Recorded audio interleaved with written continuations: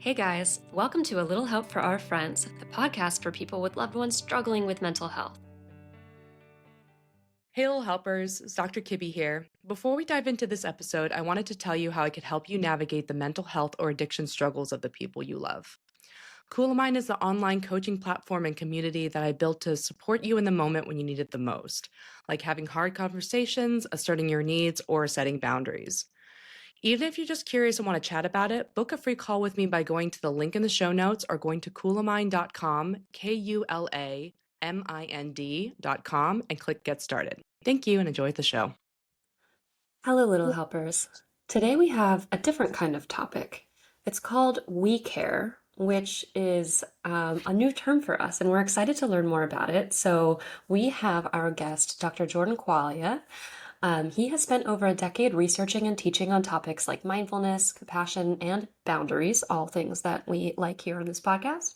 He is an associate professor of psychology at Naropa University, where he directs the Cognitive and Affective Science Laboratory and is research director for its Center for Advancement of Contemplative Education.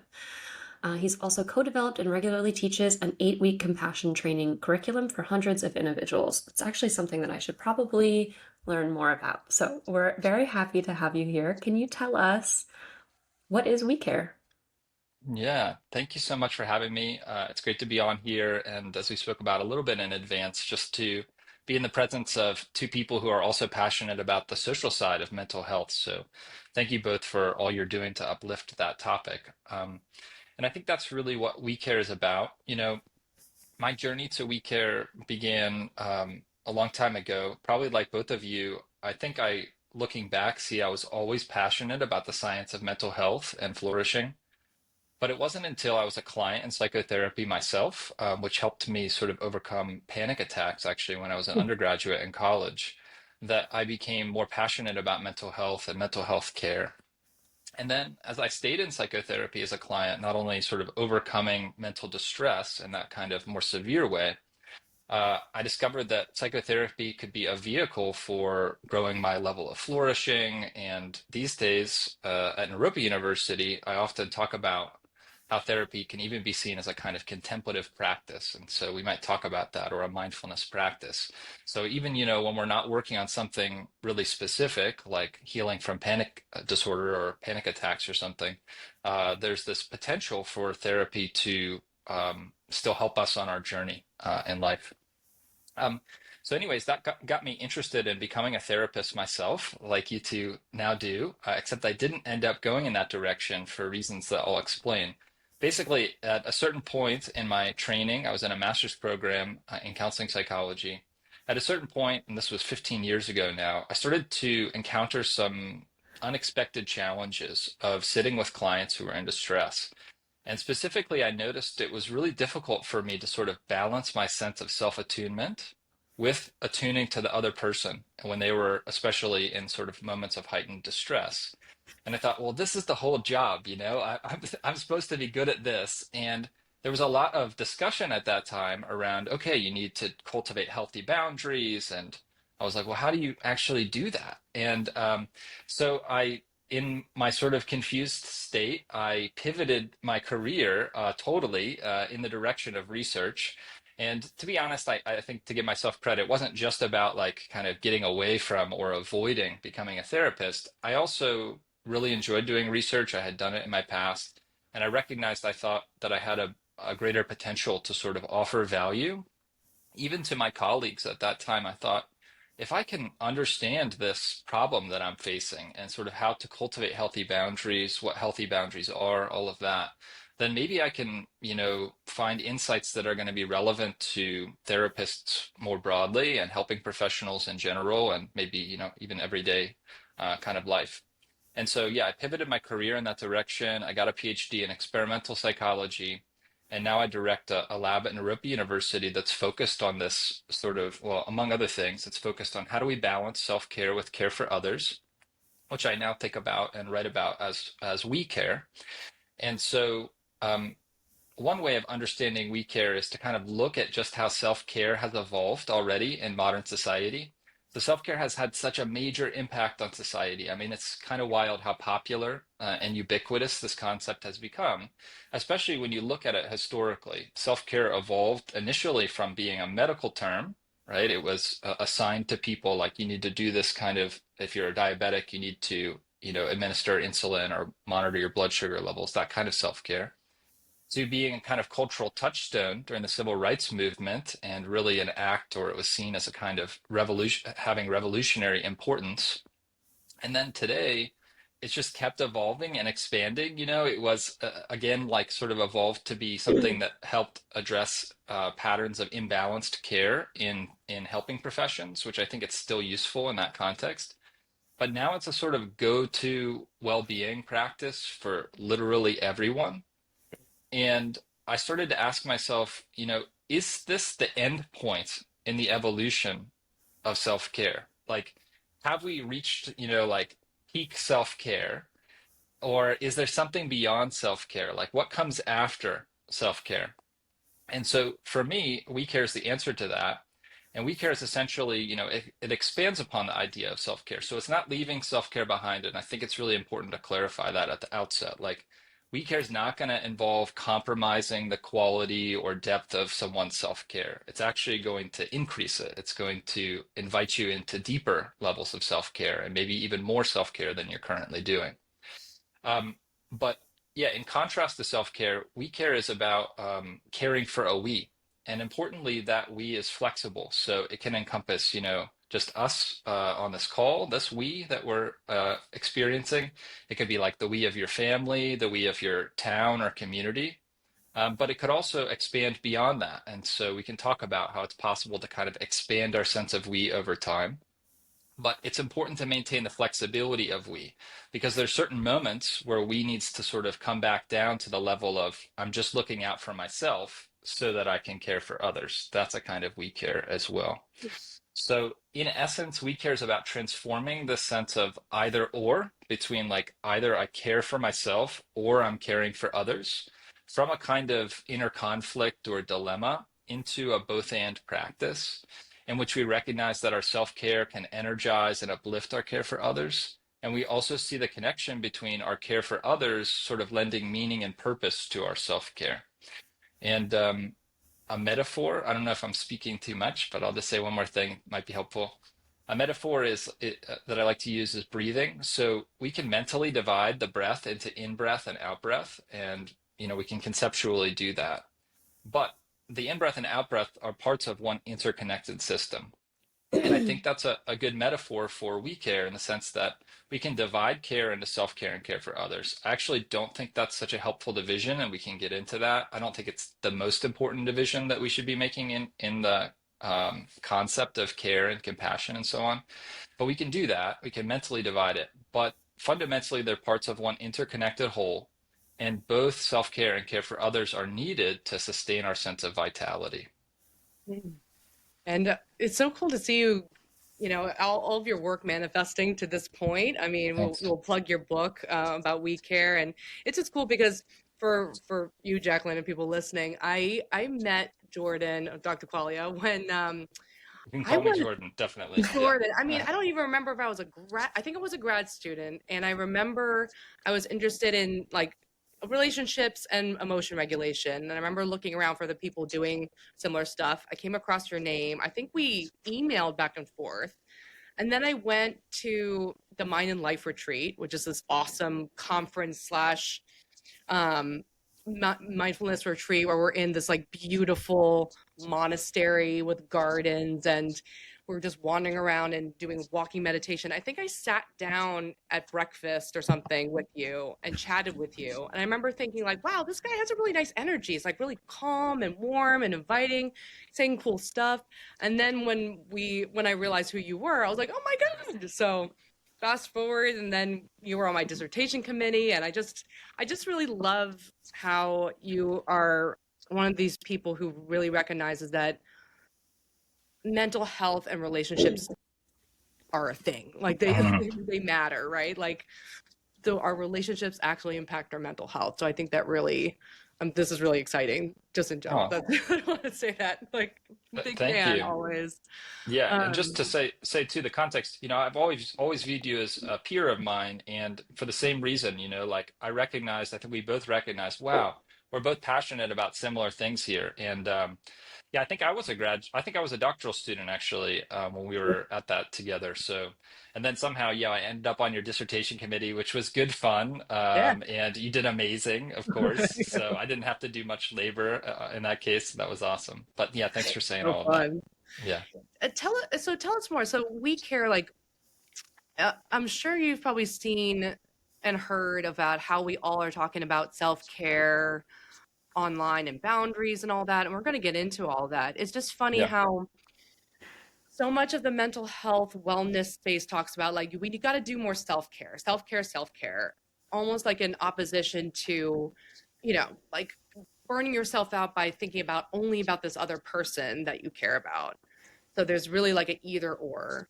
But tell us what we care looks like if it's not this, like, giving everything to someone else versus like giving ourselves a few moments to go to therapy or get a massage or exercise. That's quote unquote self-care. So tell us, like, what we care actually looks like in practice.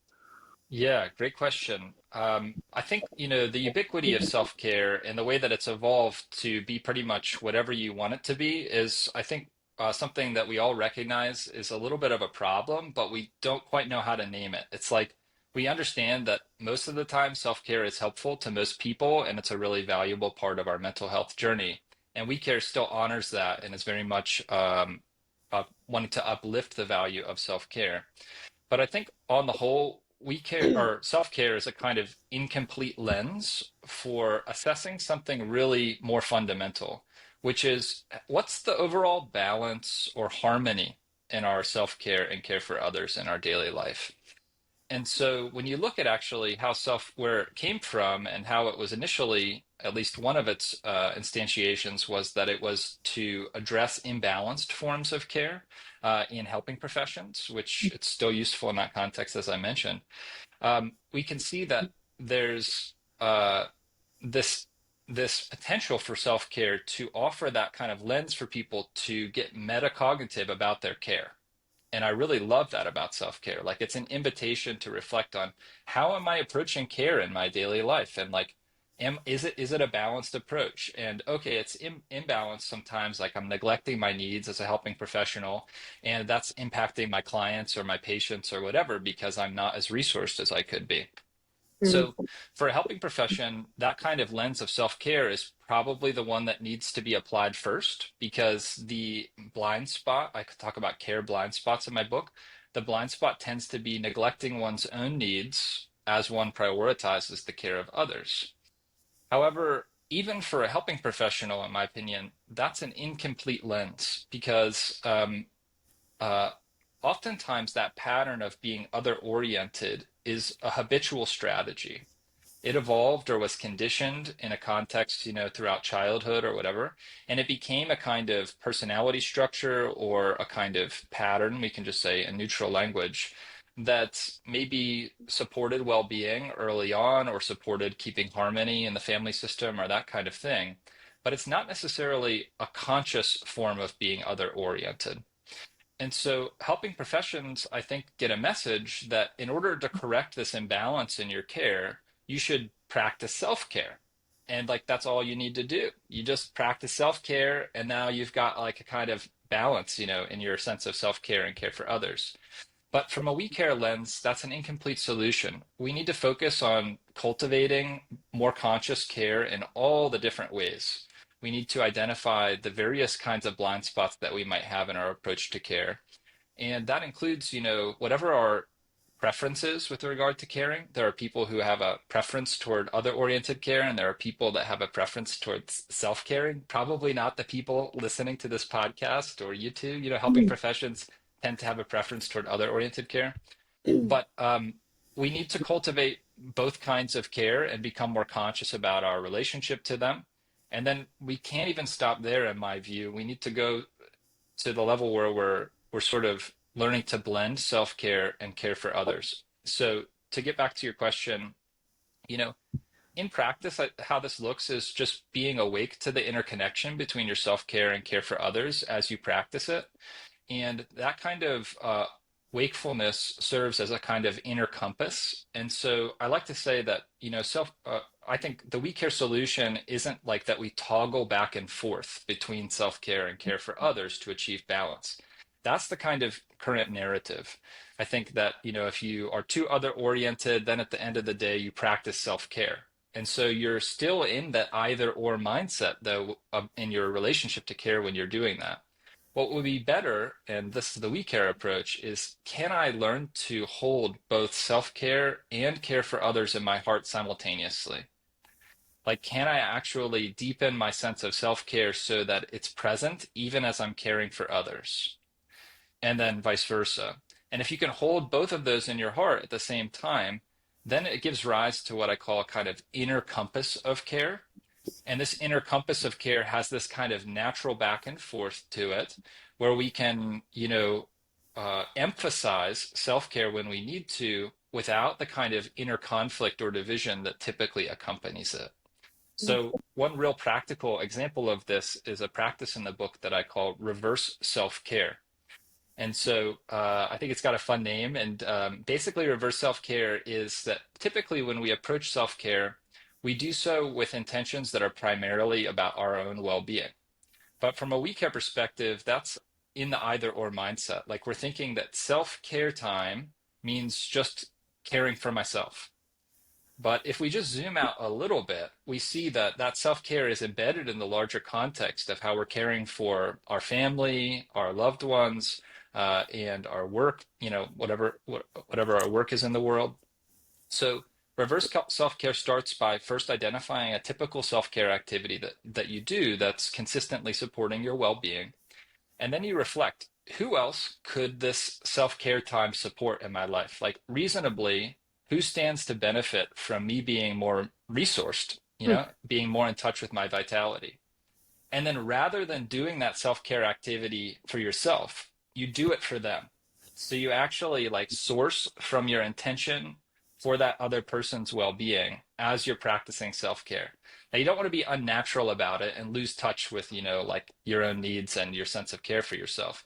But a few times during the self-care activity, you try and bring that person to mind, and it's a little bit counterintuitive, but often what people find is when they do that, they find greater motivation to actually deepen their sense of self-care because they realize that they're not just doing this for themselves. They're doing it now for at least two people, maybe for many more people.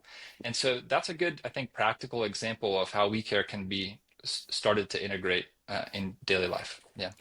So you see this more as like a mindset shift than a behavioral shift, or like a mindset set shift that then creates kind of a behavioral change?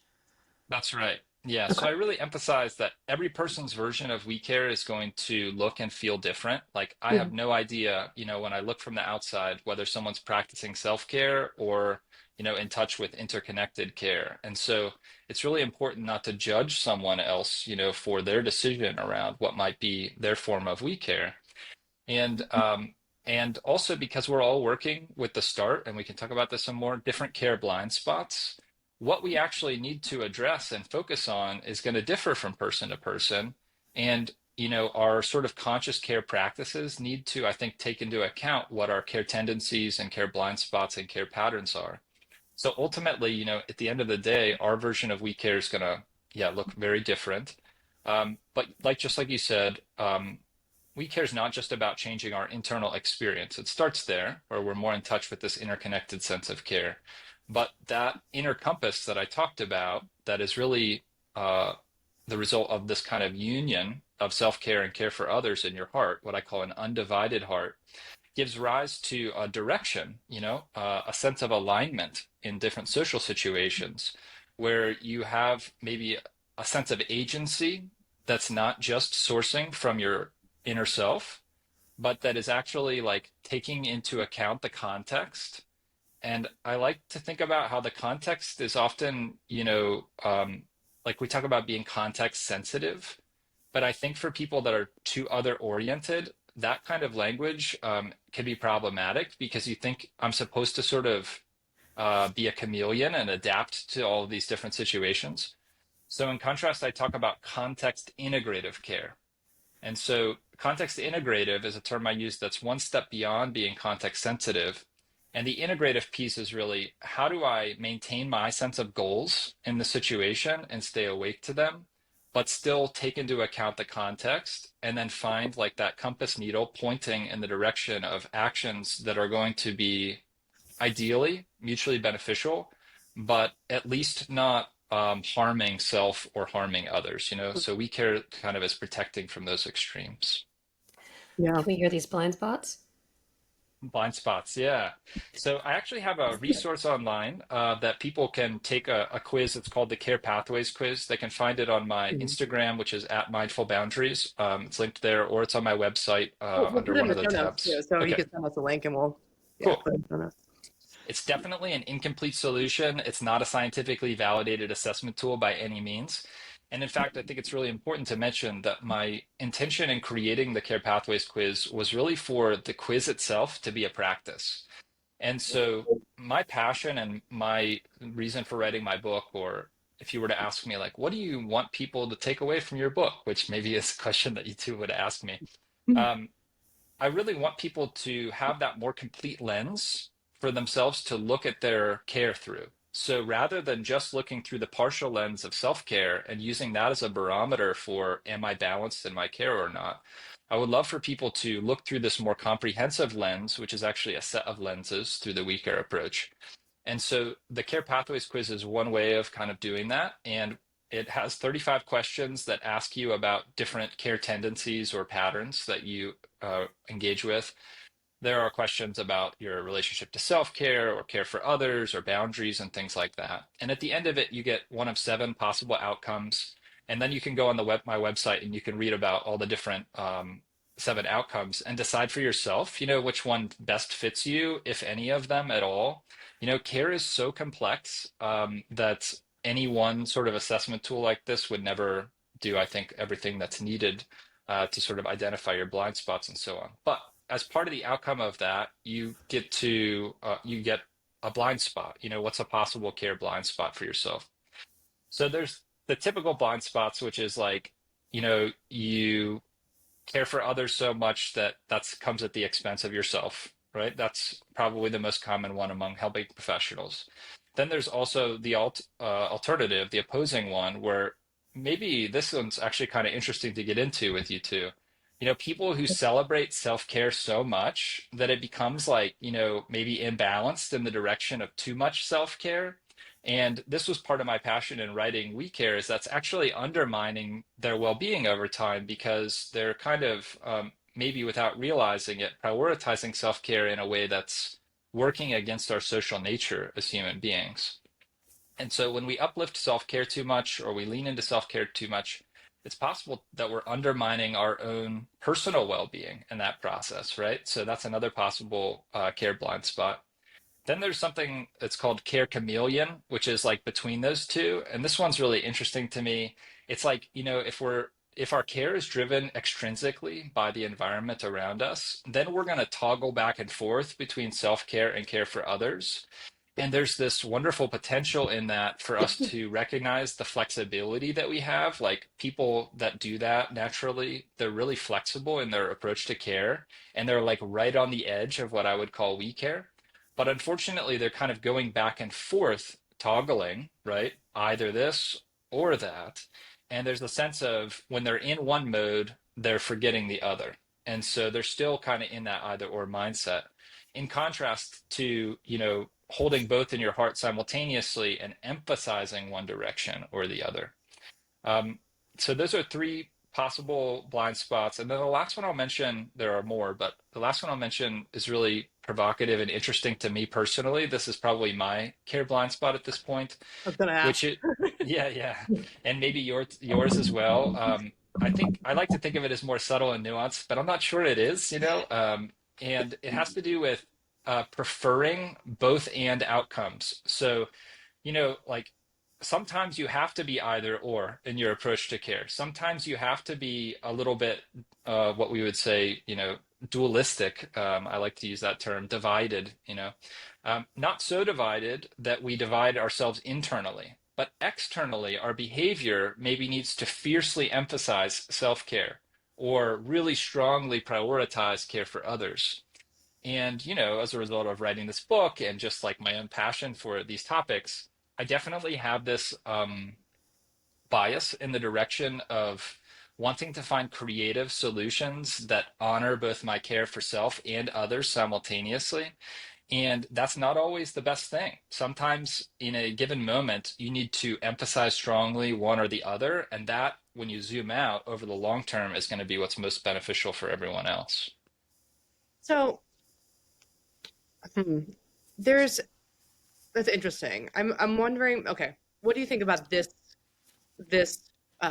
from this situation from a we care framework? So, um, I had this issue with my ex, and I know that a lot of people since I've been talking about this have experienced similar things. Yeah. Um, okay, my ex was in a helping for profession. He was a doctor, and he felt burnt out from being so other oriented that when we got together, he quit his job and just like hanging out,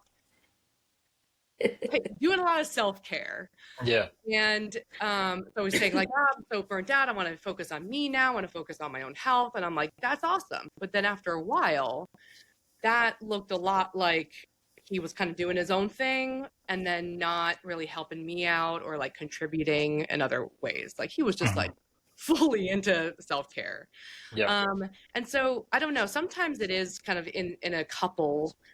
Sometimes there is like a gender bias where like at least in my life, I've had friends say like their dudes are a little bit more into the self care, and then Mm. the women are doing the emotional labor of Yeah. taking care of the household and stuff like that. Yeah. So what how would you look at something like that in a we care sense if you have like let's say a guy who's burnt out from helping others that he does a lot of self-care but then that puts a lot of burden on the family.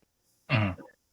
Yeah. So it's That's a like wonderful question. is it Yeah. like an equation of like how many people are cared by him smoking weed in my basement? Like, what do you say about that? Well, there's What do you have to say about complexity. that, Jordan?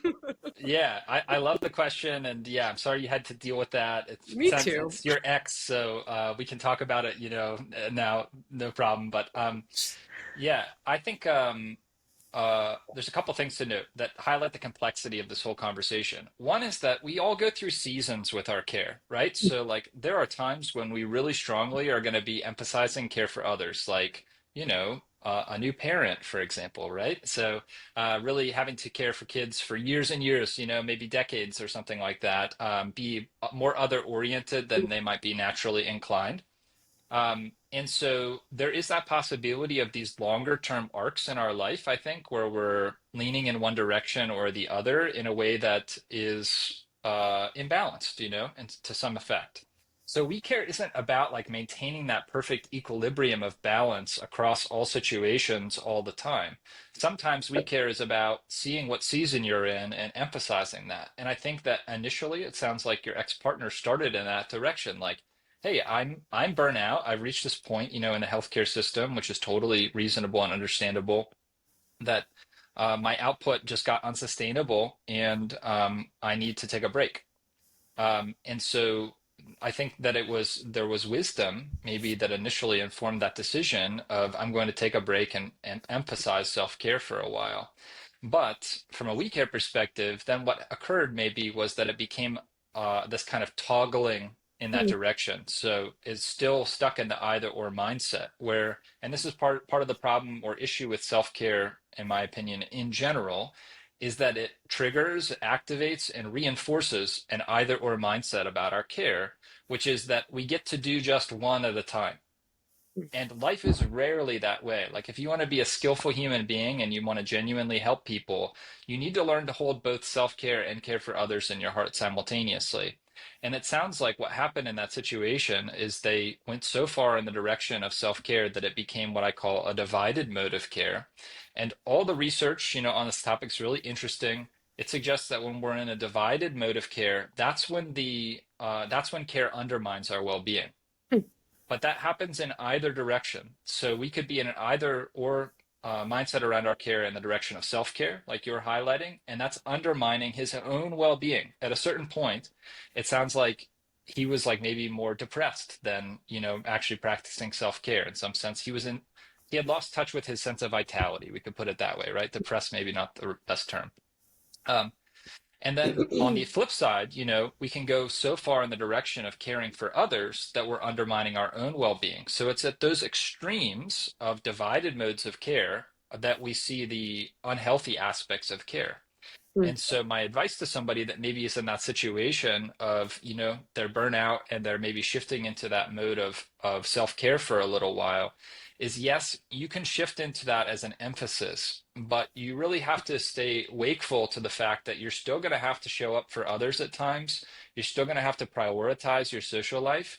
And if you don't do that, then you're actually undermining not only those people's well-being, but your own well-being in the process. You're weakening your social support system, which is going to be needed again in the future. There's all sorts of deleterious effects, right, of that kind of divided mode of self-care.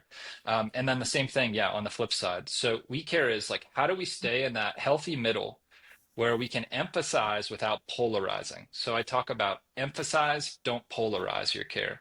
And if we can do that, then I would say that, that situation would be transformed. Like he could do all of that stuff and still emphasize himself, but when you needed help, he would be there to support you. Or when your family needed him to show up, for this family gathering, he maybe reluctantly would do that, but he could do it. And over time, maybe he would see that that's actually supporting his self-care too. Yeah. Yeah. Thanks for the question.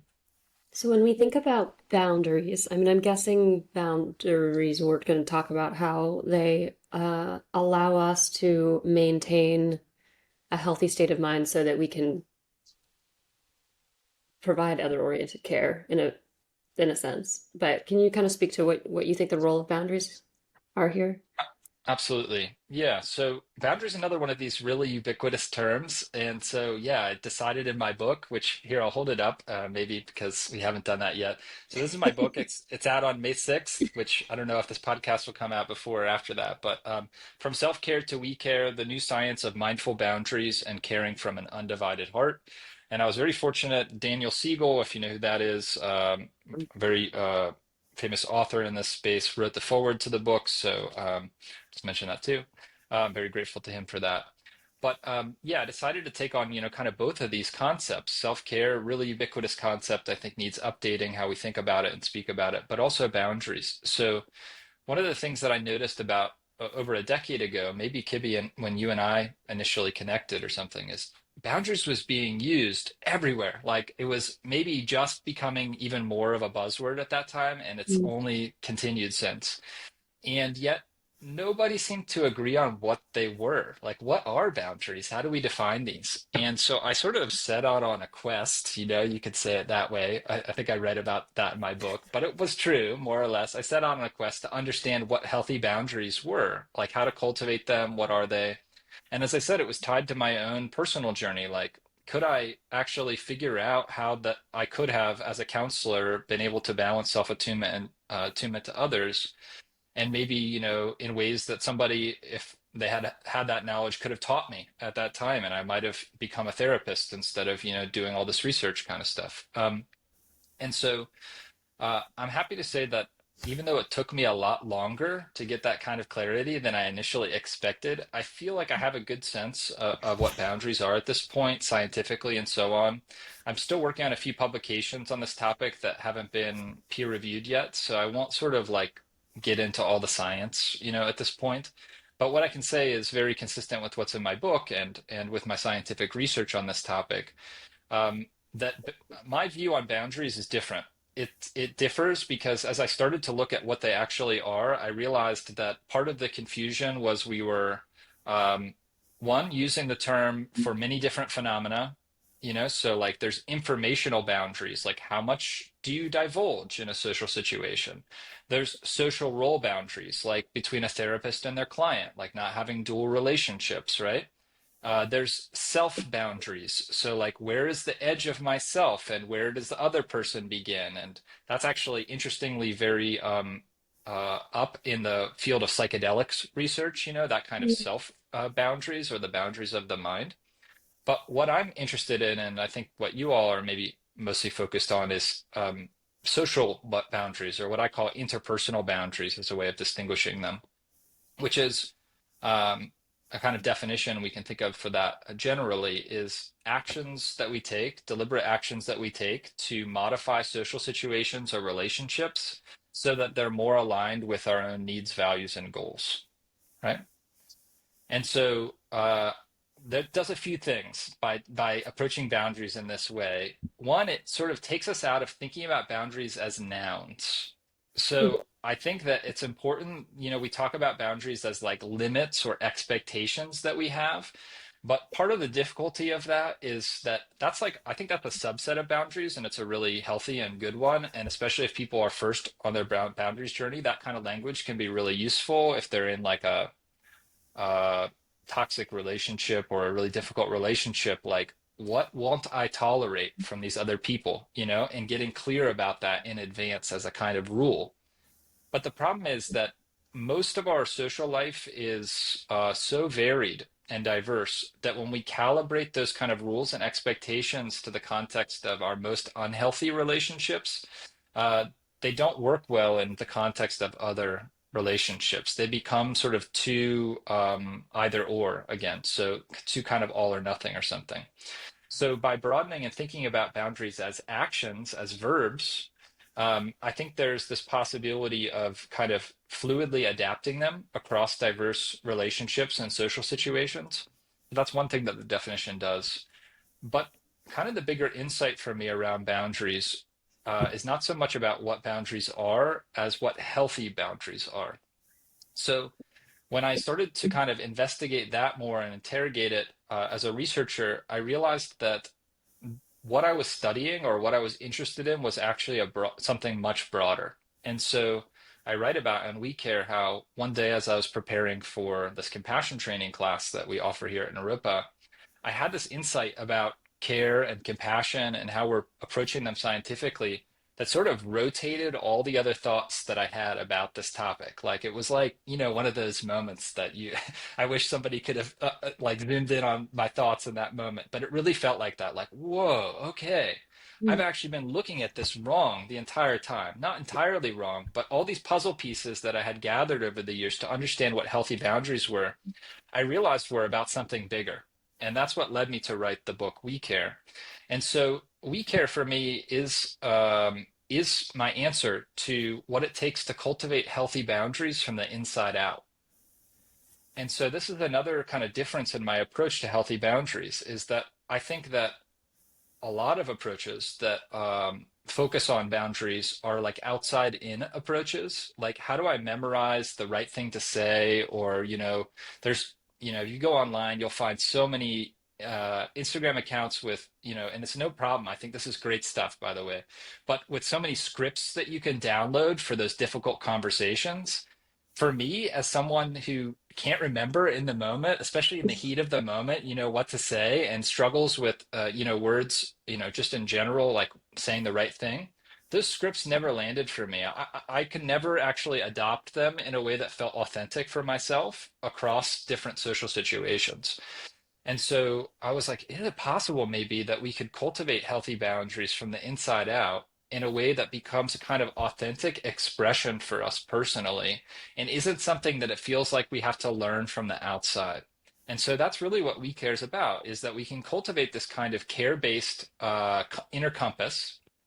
And that care-based inner compass protects us, first of all, from the extremes. So this is really important. When we look at kind of the most egregious instances of a collapse of boundaries, they're in those extreme territories.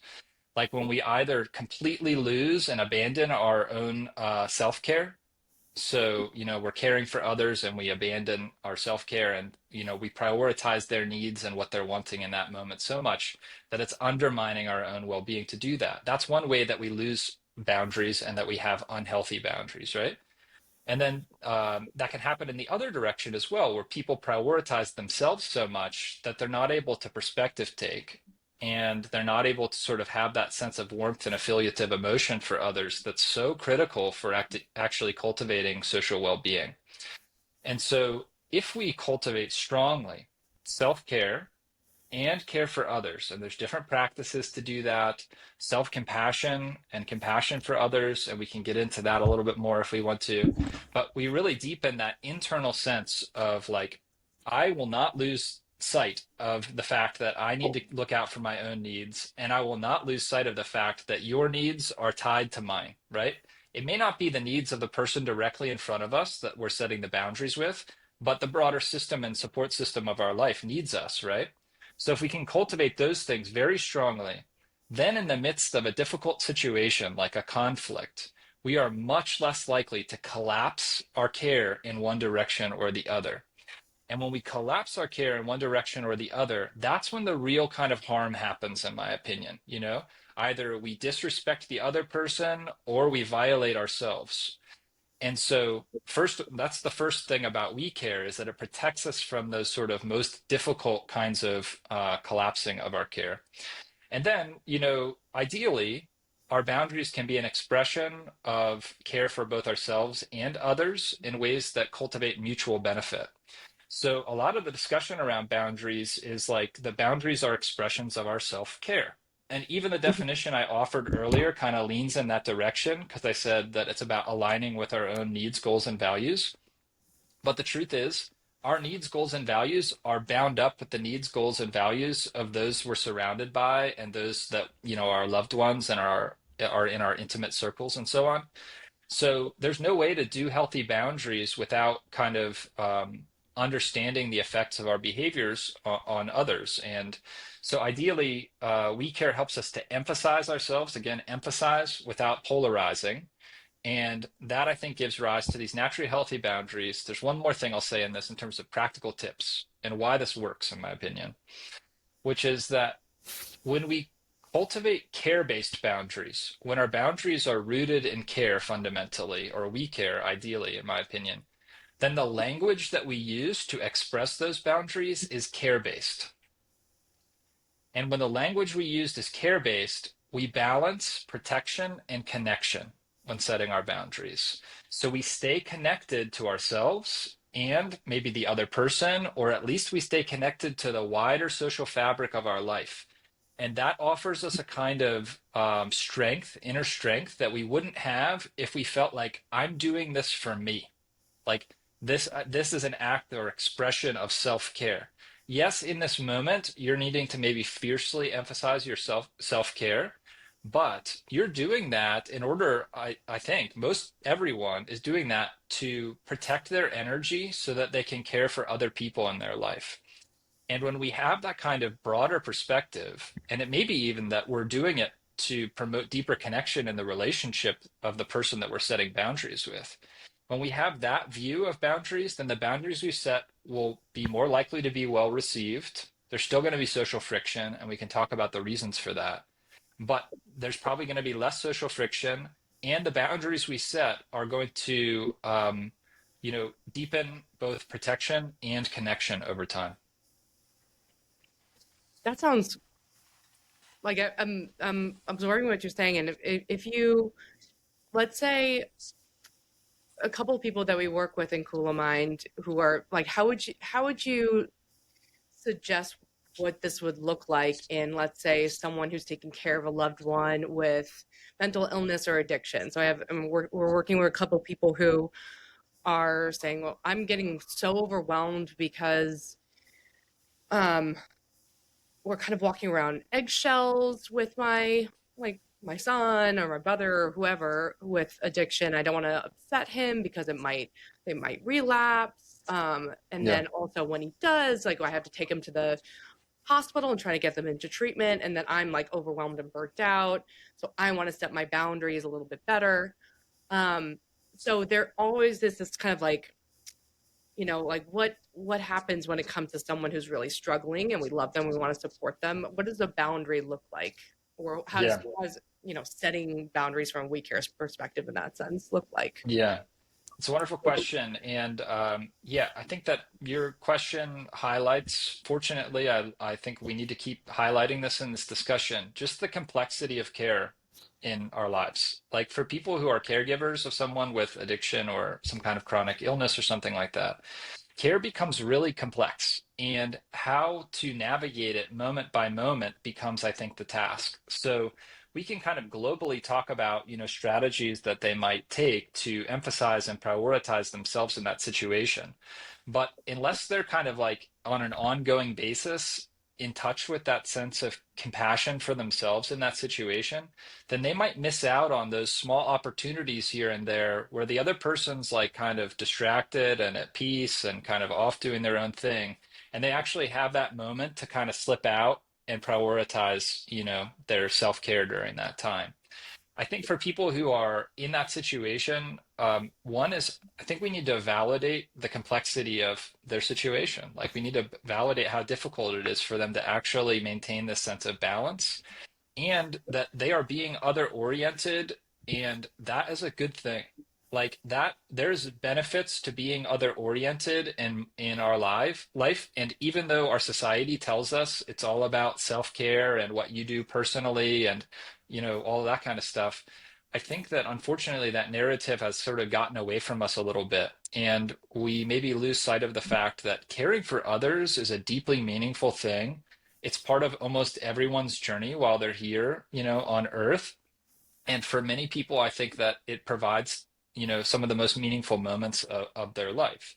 But then the question is like, how do I transition that from something that's undermining my well-being into something that is kind of maybe it's not mutually beneficial in the sense that it's equal, but at least I'm not getting harmed in the process, right? So Mm-hmm. that's I think the discussions kind of transitions from yeah, that of kind of maintaining equilibrium or finding mutual benefit to not getting harmed. And the practical advice I would say is that from a we care perspective, boundaries are social phenomena.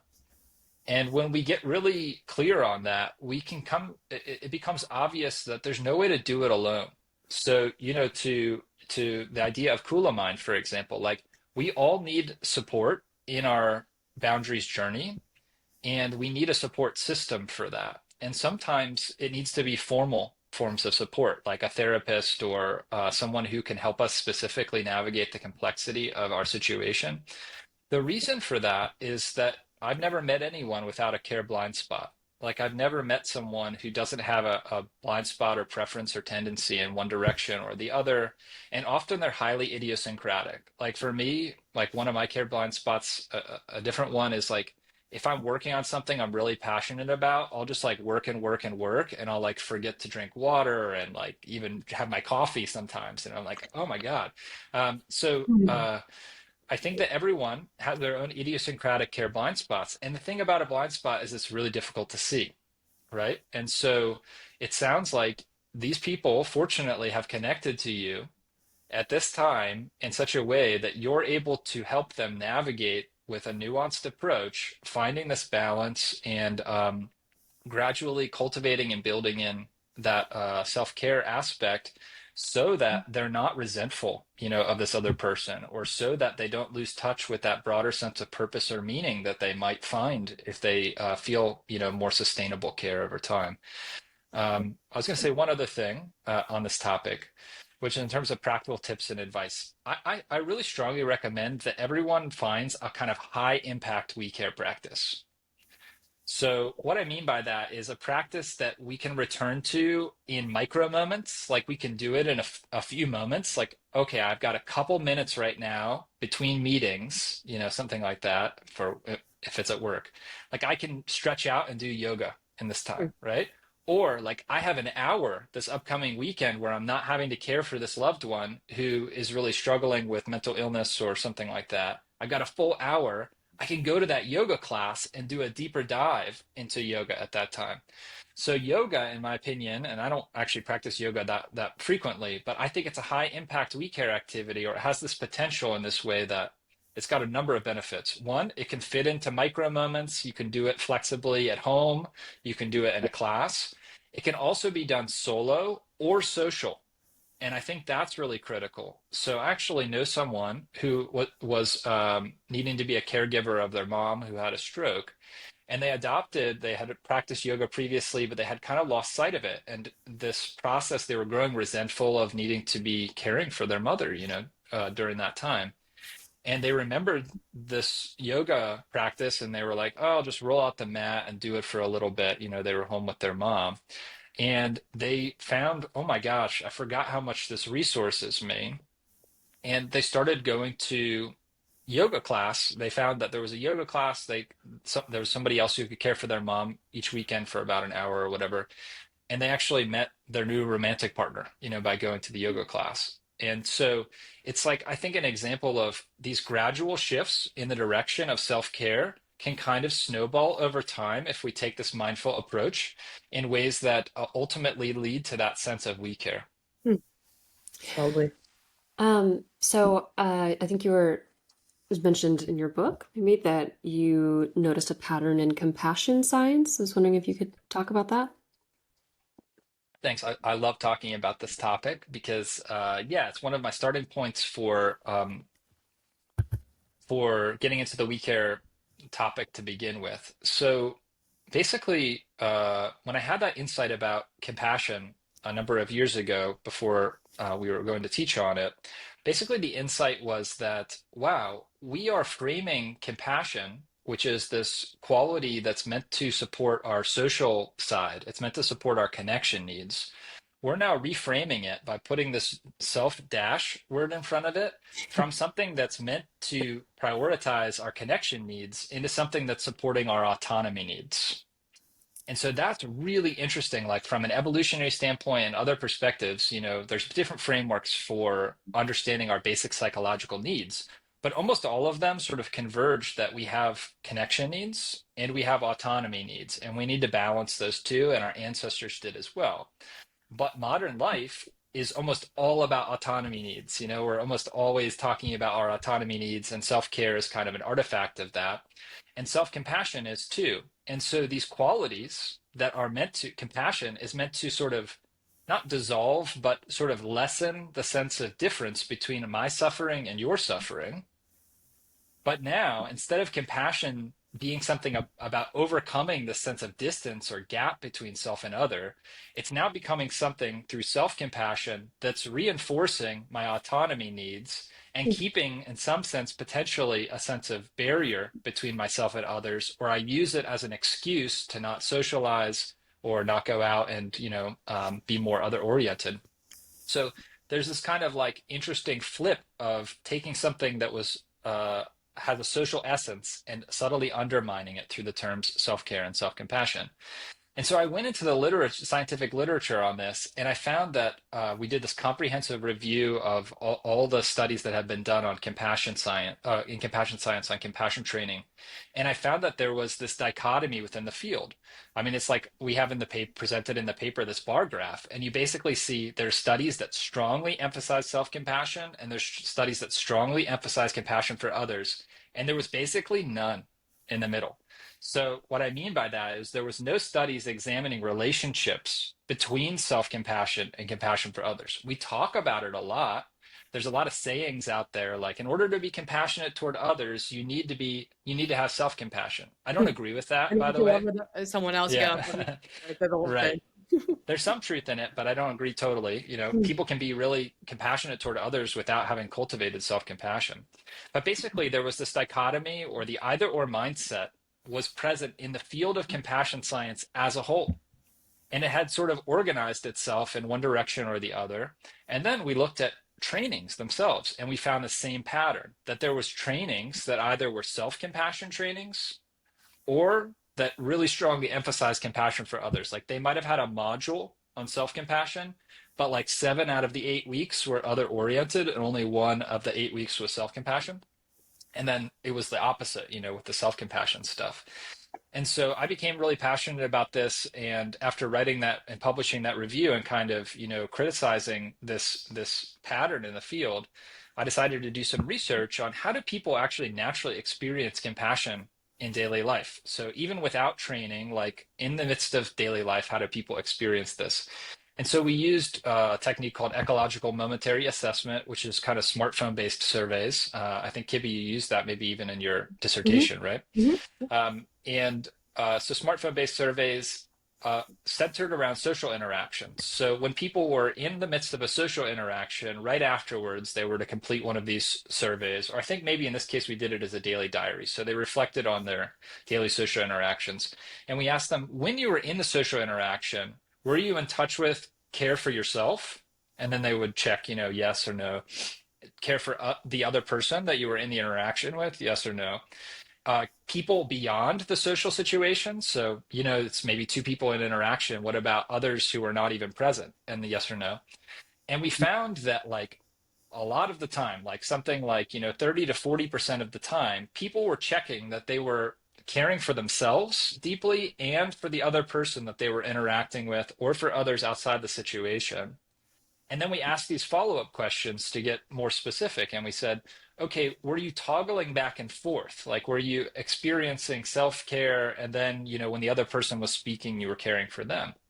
No, that's not what was happening the majority of the time. They actually reported that they were experiencing one integrated feeling state, like a field of care. And we measured care, by the way, and we defined it so that it was consistent with the conceptualization of compassion, like it was focused on suffering. And so they were experiencing this field of compassion that encompassed them, the other person they were in interaction with, and then frequently others beyond the interaction. And this is what's naturally happening for people in daily social interactions. And yet, our field of compassion science is making this dichotomous distinction between compassion for self and compassion for others, and reinforcing this idea that you either are doing one or the other. So that made me even more passionate, and it eventually made me, write this book. That we're kind of failing people if we're not teaching them about this more interconnected experience of compassion. Not only is that a natural thing, but it's probably the healthier alternative to just doing one or the other. Yeah, I love that. Just so Thanks. simply, like instead of just focusing on, am I caring for you or am I caring for me? It's like we're caring for we, like Yes, caring for exactly. the relationship versus Yep. like you or me. And I always like the idea that, especially when you see on social media or any kind of place where it's kind of stripping the nuance, it's like, are you the toxic one? Am I the toxic one? Am I caring for me? Am I caring for? Is this good for? It's like a either or instead of like no, two people are making the toxic dynamic. Two people That's are right. caring for each other. Yes. It's like a combination or emergent property of two people coming together. Right. Yeah, definitely. And there's complexity there. We could talk about, probably that would be a longer conversation of like, well, what if it really is like the other person that's just causing all of the issues? And Right. then, but So the you problem or me problem, I like to say. right, right. And we care, by the way, relates to that as having an adaptable we. I have a practice, just like I talked about reverse self-care earlier. I have a practice that I call reverse self-compassion. And so this arose for me as a response kind of to some of the issues that I was just raising, that self-compassion is often taught in a sort of more divided way. By the way, I have great respect for the self-compassion literature as a whole and for that construct. I think just like self-care, we need to integrate self-compassion into our compassion practice. So I'm not trying to get rid of self-compassion. I'm just trying to emphasize it in a more interconnected framework and keep that really front or peak of mind. My experience is that people often struggle with the self-compassion practice. So I don't know if you two, have you ever done a self-compassion practice before, like loving kindness for yourself? Yeah, Yeah, so that's loving a very kindness. Yeah. common one. So this is sort of rooted in that. But what we experience in our compassion training is that that week tends to be the most difficult for people. So when they're practicing compassion for themselves, it's more difficult than compassion for others. And we could say, many different interesting reasons and come up with many different interesting stories for why that might be that relates to their own background and childhood and so on, and that's true probably for almost everyone, that there's complexity in how we relate to ourselves. But I think there's a deeper issue, which is really that we've removed self-compassion sometimes from this more interconnected frame, and it's actually not natural for us to practice compassion toward ourselves in that way. So it brings up guilt and so on for people when they're not in touch with that more interconnected framework, and they feel like it's something idiosyncratic about themselves, and they think, oh, I need to practice self-compassion more because I'm really struggling with this. That's But interesting. actually, we need to put it in a more interconnected frame because everyone's struggling with that. And actually, if you go back to our evolutionary history, these complex forms of compassion evolved to be other oriented. So they evolved to be directed toward others, and that flow directed toward others first. And it was only in modern history that we began directing that flow of compassion toward ourselves as a kind of unique entity. So this practice is meant to put that back into an interconnected frame. So there's two kind of steps to begin the practice before we actually dive into it. One is to identify what I call your compassion spark. Okay, so I'll guide you to in that. Your compassion spark is something that when you bring it to mind, you immediately feel in touch with a sense of inner warmth and affiliative emotion, or, a sense of care. So I'll give some prompts or pointers. Sometimes it's like a memory of the holidays for people or of a loved one, who's really precious to them. But often it's a pet. I Okay. was just So thinking that. I was like, I'm gonna go with my cat. yes, good, perfect. So people actually research on this. People find it much easier to get in touch with affiliative emotions for an animal than they do another human being. Unfortunately, but we can use that knowledge to spark compassion. So if that helps people, no shame in that. That's what I use. I actually don't have a pet myself at this point in my life, but my brother has a dog. And I think about my brother's dog as a puppy, and it's still an enduring compassion spark for me. So if that works for people, you can think about somebody else's pet too. My wife, she works in hospice care, and she thinks about her patients, who are elderly. I think the elderly also evoke a similar sense of, natural affection and care in many people. So once you've got that compassion spark identified, that's the first step.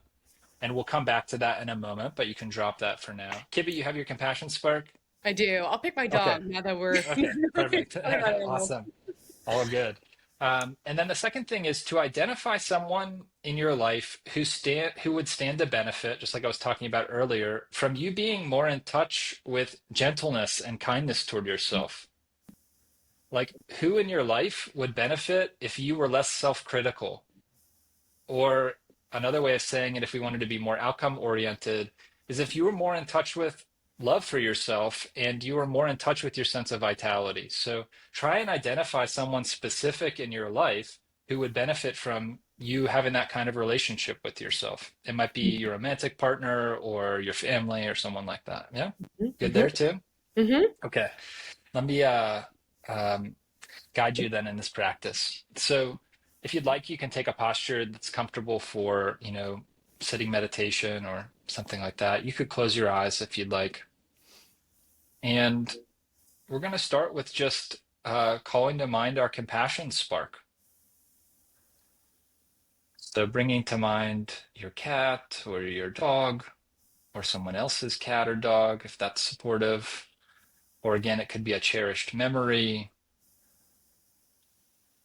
Sometimes for people, it's a song or a phrase or a gesture, like putting their hand on their heart. But as you hold this in mind, allowing it to begin circulating, this sense of warmth in your body and in your mind. And you can rely on the breath to help you circulate that feeling.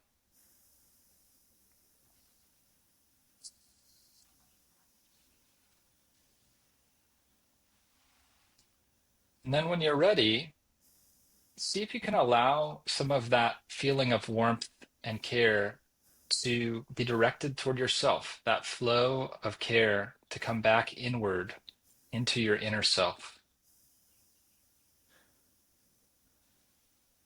You might pair this with the in breath. So maybe on each out breath, you remember your compassion spark. And then on the in breath, you're allowing some of that care to come back toward yourself. But as you do this, see if you can remember that you're allowing this care toward yourself not as an expression of self compassion per se, but as an expression of your care for this other person that you identified as well. Knowing that you receiving this kind of care and support in this moment, you offering yourself this mindful and compassionate pause, is likely to support not just you, but others.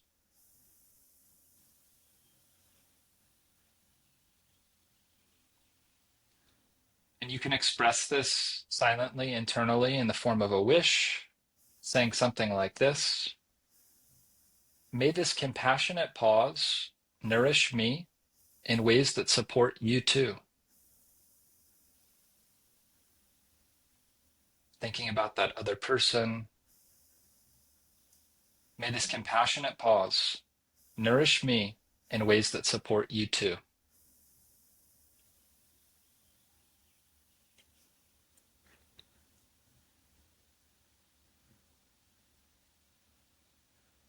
Okay. Thank you both for trying that out with me. I wish I had my bell. I don't have my bell to sort of ring and close the meditation session. But yeah, do you want to say anything? How was that for you? Any sense of difficulty, or was it awkward in some kind of way? Sometimes people experience it that way at first because there's kind of a few moving pieces. But I'll just emphasize that if you try this out over a few sessions, it gets easier and it feels more natural to both evoke your compassion spark, allow that flow toward yourself, and then still be in touch with this, other person. So, Jacqueline, want to go? Or I mean, I was at first I went with my dead cat, Scipio, and then I was like, I think there's too oh, much guilt attached here. I don't know if this is because then I was starting to send yeah. compassion towards myself. I was like, am I sending guilt towards myself? I'm not sure. So I had to switch to my other cat. Right. I was trying to think if I struggle to send compassion towards myself. I mean, I was trying to do it with body image, which is something that I've talked about a lot and how that would Mm, support my boyfriend's not going crazy by my 4 million comments about mm, myself.